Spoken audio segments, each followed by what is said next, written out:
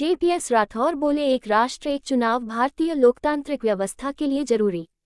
सीतापुर। एक राष्ट्र एक चुनाव के संबंध में नगर के एक निजी गेस्ट हाउस में प्रबुद्ध समागम का आयोजन किया गया। इस आयोजन में जिले के प्रबुद्धगण उपस्थित रहे। मुख्य अतिथि के रूप में प्रदेश की सहकारिता राज्य मंत्री स्वतंत्र प्रभार जेपीएस राठौर उपस्थित रहे।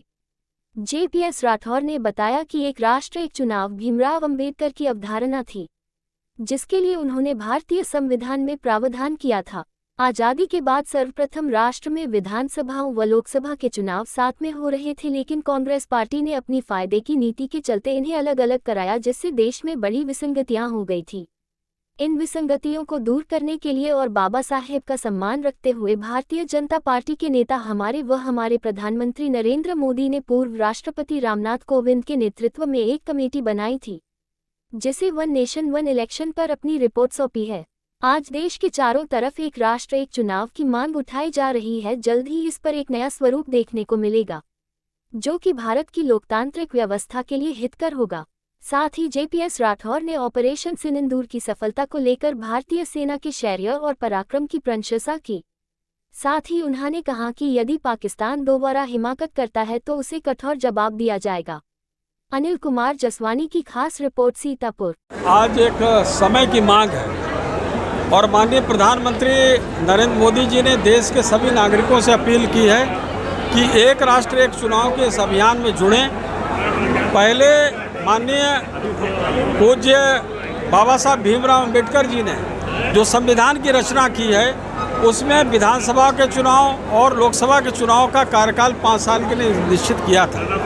लेकिन बीच में कांग्रेस ने अपने स्वार्थ के लिए 1971 में लोकसभा का चुनाव इमरजेंसी से पहले की बात है, जब उन्होंने युद्ध पाकिस्तान और भारत का हुआ था, उसका लाभ लेने के लिए जो 1972 में चुनाव होना था उसको 71 में करा दिया और उसके बाद उन्होंने वो चुनाव तो जीता, लेकिन इस देश की व्यवस्था को बिगाड़ने का काम उस समय कांग्रेस ने किया।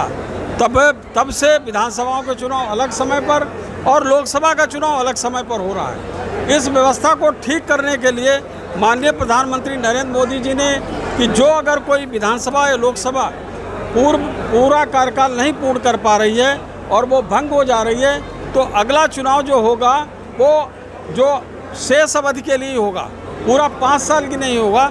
ऐसी एक व्यवस्था बनाकर ताकि हमेशा ये चुनाव विधानसभा और लोकसभा के एक साथ रहें, ताकि एक बार कोई मतदाता अपने मत व्यक्त करता है, उसके बाद फिर वो उसको 5 साल तक उसको डिस्टर्ब ना किया जाए, उसके उस मत के हिसाब से चला जाए।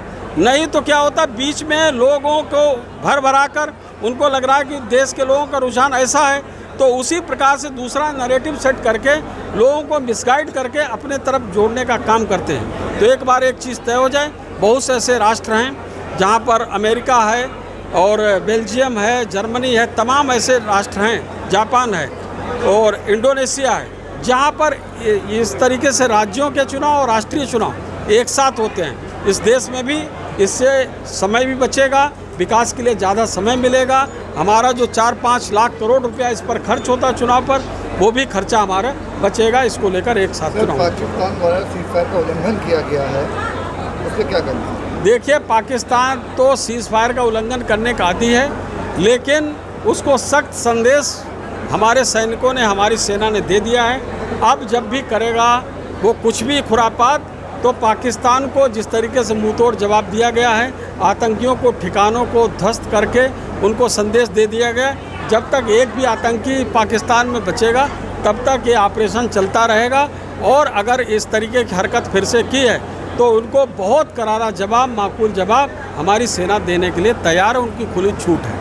मोदी का एक बयान आया है जिसमें उन्होंने कहा है कि जब तक आतंकवाद को हम कुचलेंगे नहीं, तब तक के लिए इस समस्या का समाधान नहीं होगा। वो सब पूरे देश के नागरिकों की यही इच्छा है, देश के सभी हमारे नेताओं की यही इच्छा है, और निश्चित रूप से इसके पूरे आतंकवाद को समूल नष्ट करने का अभी पाकिस्तान ने वादा किया है कि वो आतंकियों को समूल नष्ट करेंगे, आतंकवाद को ख़त्म करेंगे। फिर अगर वो बाज नहीं आता है तो फिर से ऑपरेशन उस तरीके से सेना करने के लिए स्वतंत्र है। और इस बार और बड़ा ऑपरेशन किया जाएगा। सेना के लिए क्या किया आपने? सेना के शौर्य पराक्रम को प्रणाम करता हूं, नमन करता हूं। मैं सभी सैनिकों को बहुत बहुत अभिनंदन करता हूं और जिस तरीके से उन्होंने पूर्व में जो उनसे उम्मीद थी उससे ज़्यादा अच्छा काम देश की सेना ने किया है। धन्यवाद।